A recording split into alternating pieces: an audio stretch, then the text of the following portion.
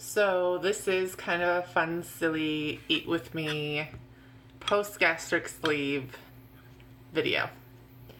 I'm gonna go over a couple of things so that it's not a quick 2-minute video because with gastric sleeve, you don't get to eat very much at all. So I made like a top 10 list of things that I wish I fully understood prior to the surgery. It's nothing that I didn't know, but I don't think I fully grasped it. So to start with, this is what I have. It's just a homemade cabbage Crock-Pot casserole thing. I'll put the recipe down below. It's kind of bland, I'm not gonna lie. So I mean, it's great for a fall day, but it's not like restaurant quality anything, so be aware of that. But this is 1 cup. I measured it. I don't think I'll even be able to get through 1 cup, but that is what I measured, and it's 285 calories if I did the math right. So on a typical day, before I get started here, on a typical day post surgery, you want to have 64 ounces of water. You want to go for at least 60 grams of protein, but the goal is 60 to 80. There's no drinking 30 minutes before eating, 30 minutes after eating, or while you're eating. At this point in my surgery, I'm 2 years post-op. I'm about 800 to 1,000 calories a day. I really try to stick down to the lower 800. When you eat, they recommend that you chew your food 30 times before swallowing. Some things you are able to do that, and other things like this, no. And then of course you can't have any straws or carbonation. So those are just some little kind of facts. There's probably a whole lot more than that, but those are some little facts about eating after surgery. So these 10 things that I came up with, they're in no particular order. I'm just gonna one-shot this. I don't edit this, so there's gonna be no fancy graphics or anything like that. So I feel kind of awkward eating on camera, but that's, I guess, the newest thing here. One of the things also is you want to take smaller bites. Some people recommend even going so far as getting like a baby spoon to help. I don't do that. I just try to keep it in check.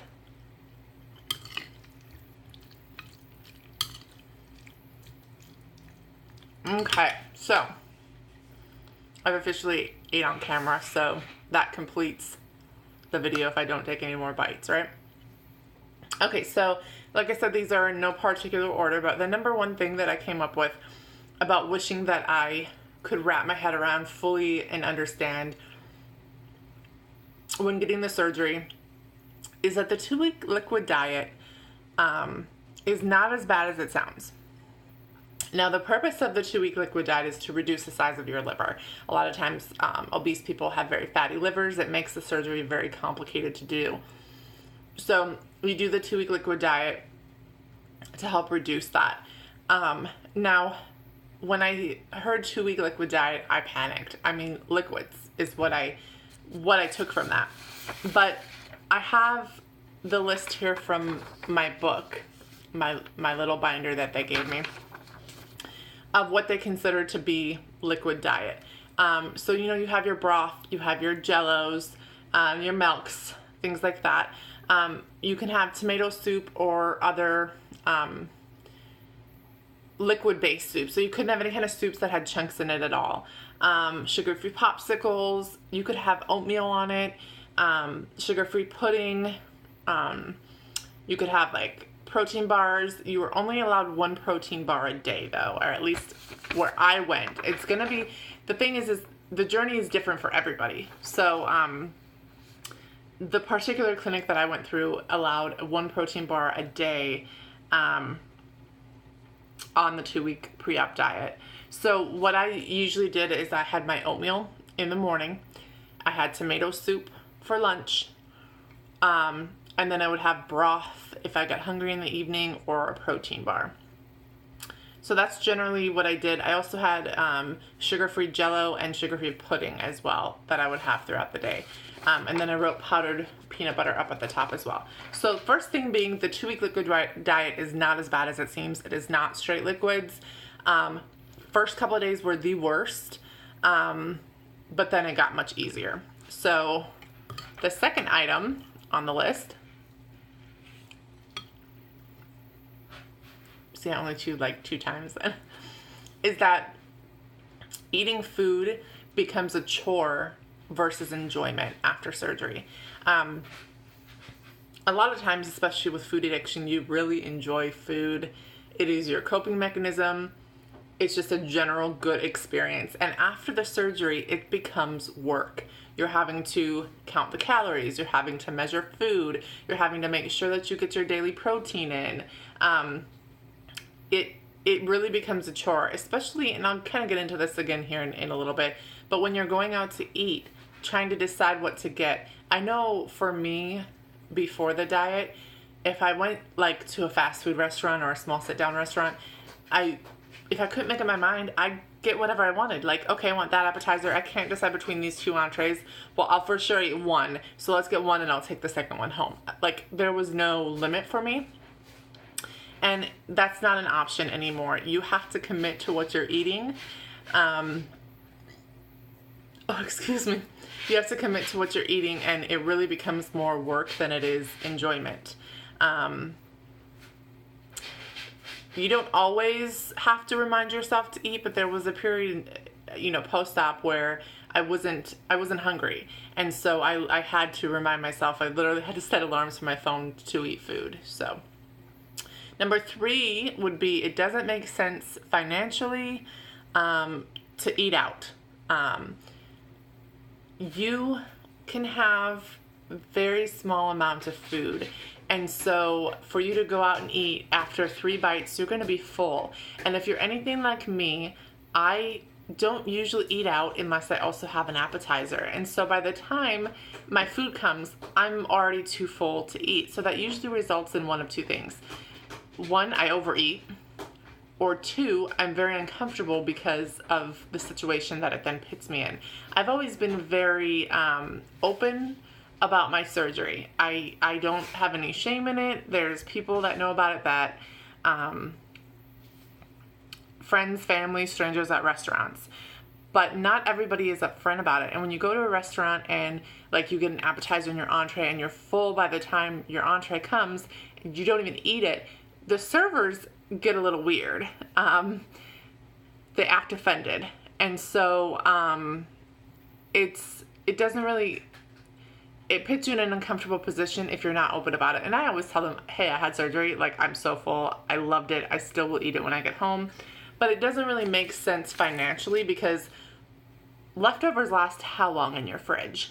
And I end up throwing away the food before I get a chance to actually finish it, or I get tired of eating the same thing for breakfast, lunch, and dinner to try to finish it. So it's kind of pointless to eat out. Now, some clinics will give you these cards, which basically say that you're a bariatric patient, and please allow the patient to order half or smaller portions.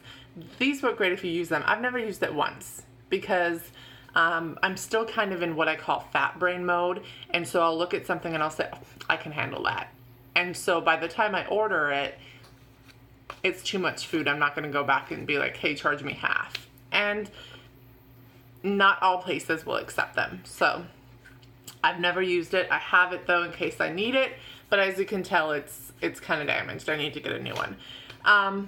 Number 4, cravings never go away. Or the feeling of being hungry as well never goes away. The cravings are insane still after post-surgery. There was one instance where, and this was just in before the 2-week liquid diet even started, I was trying to follow the plan for post-surgery and I really wanted eggnog. And let me tell you, it threw me into, no lie, a state of depression because I could not, or I would not allow myself to have that eggnog. The cravings are still there. The orange juice really upsets my stomach, but I get a craving for it all the time. For a few months after the surgery, you don't feel hungry sometimes. Like I said, in my experience, I had to set an alarm to remember to eat. That will go away. The first few months after surgery for me was more of a mental hunger than it was an actual physical hunger. Now I experience a physical hunger, so that really doesn't ever go away. Leading to number 5, dumping syndrome is very real. And I know that I'm eating right now, so it's kind of inappropriate, but there's 2 bathroom experiences when it comes to your bowels. You have dumping syndrome, or you physically cannot go. That, or at least that's my experience. Dumping syndrome is not fun. It is literally exactly how its name is. In my experience, oftentimes there's no warning. You learn as you go along what causes it, but sometimes, like with orange juice, I just don't care. I just want that orange juice, and so I'll put up with the dumping syndrome. And other times, you don't know what caused it, or like you eat a new food and you're in the middle of the grocery store and you're shuffling. Dumping syndrome is very real. It is not fun. It can be painful. And when I say painful, it's like muscle aches, weakness. It's not fun at all. So you've got that one end of the spectrum, and then you would think the very other far end would be, there'd be some middle room, but there isn't. You're either dumping or you can't go. I invested in a squatty potty. I invested in multiple times a day stool softeners. There's no in between, at least for me. Number 6, big drinks of water hurt, especially if it's cold water. Anything cold, I should say. Big drinks of anything. If you are a person that gets really thirsty or like chugs water, like if you play sports or something, you cannot do that after surgery. And again, everybody is different, so I hate saying you cannot do that after surgery. These are my personal experiences. I cannot do that. I'm 2 years out, and if I take too big of a drink, it hurts. It's difficult to explain. I don't know why it is. Especially if it's cold, it hurts even worse. Kind of like, I don't even know how to explain it, but you really can't. If I chug, per se, I can take 2 big gulps, and that's my limit. Anything past that, and I'm in pain. I'll take a bite.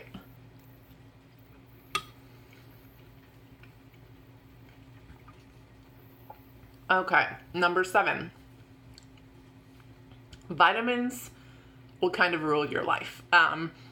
If you're not spending the majority of your time counting calories and keeping track of protein and how much water you're drinking, the other free time you have is making sure that you're taking your vitamins. Now, for me, post-op, in the morning I take 1 iron-free multivitamin and calcium citrate.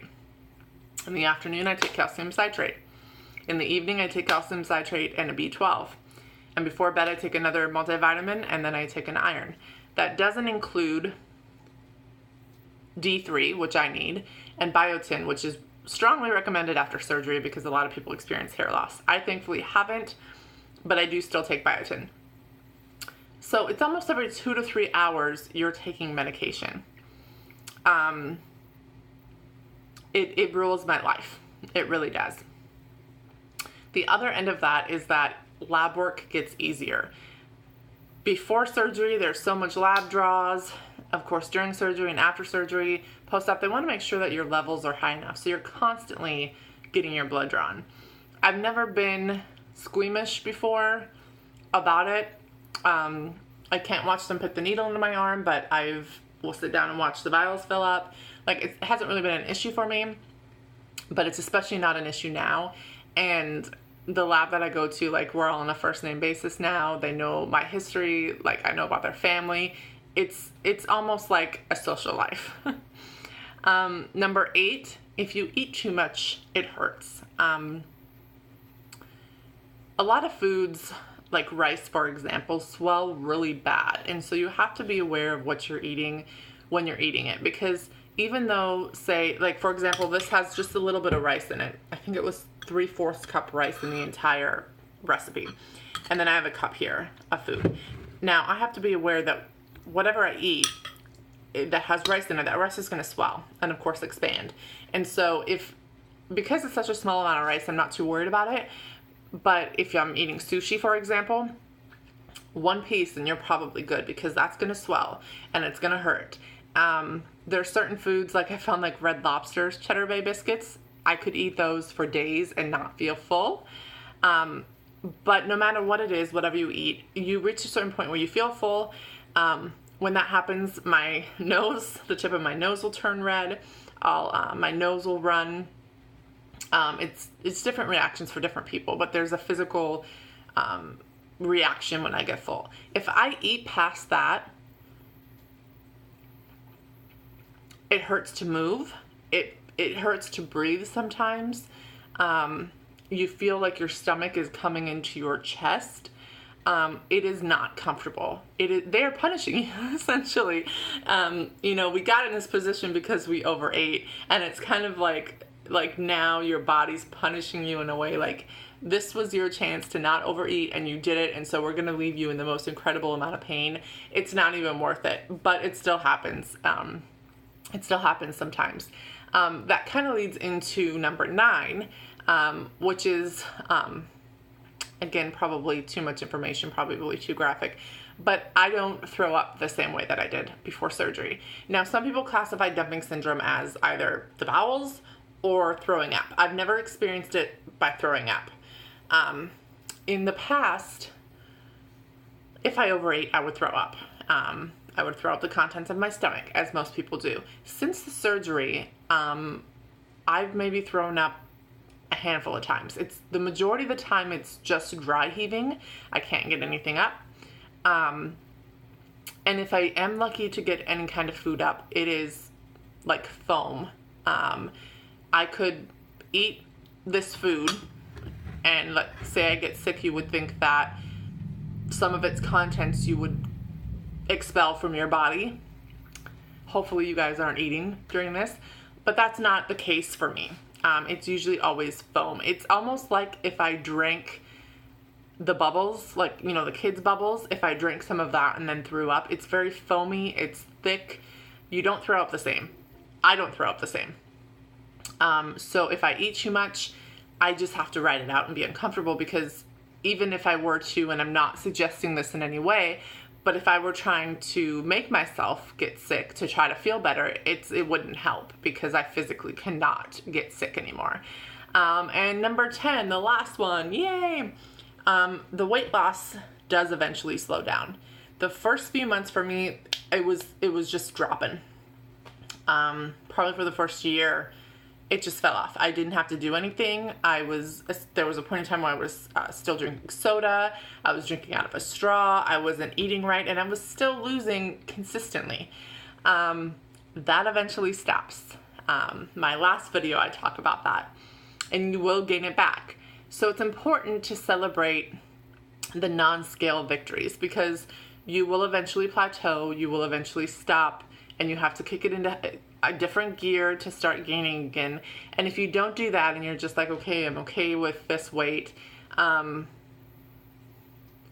still maintain, you really have to celebrate the non-scale victories. For example, like my collarbone, like I've never had that before. So this is like, obviously I've had a collarbone before, but I mean, I've never been able to see it. I've never been able to feel it like this before.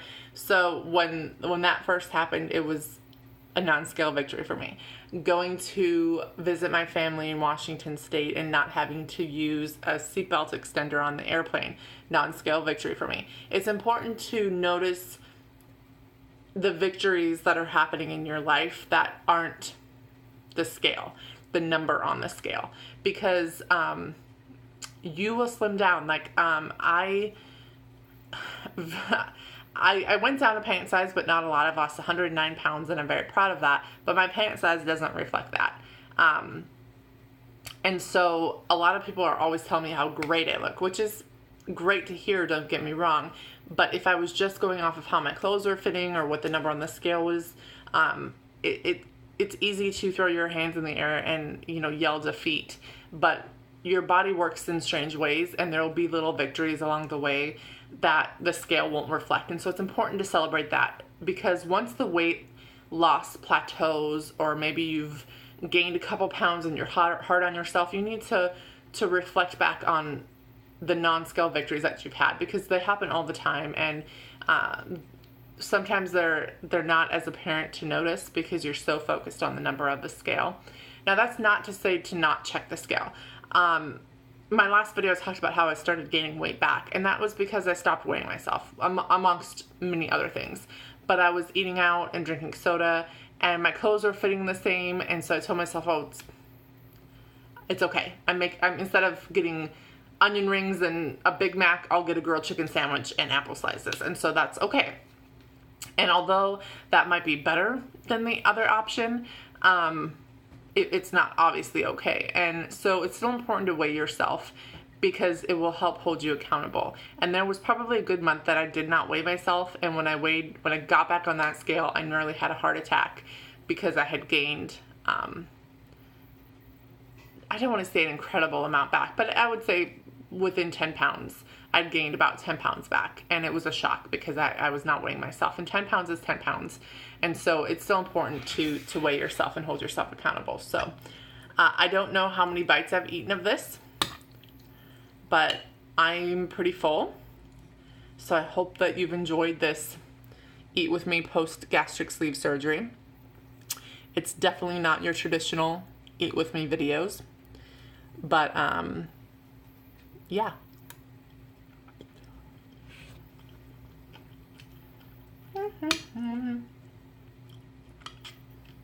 I'm sorry I called you bland.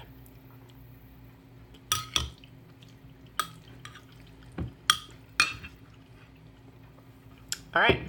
See you guys later. Bye.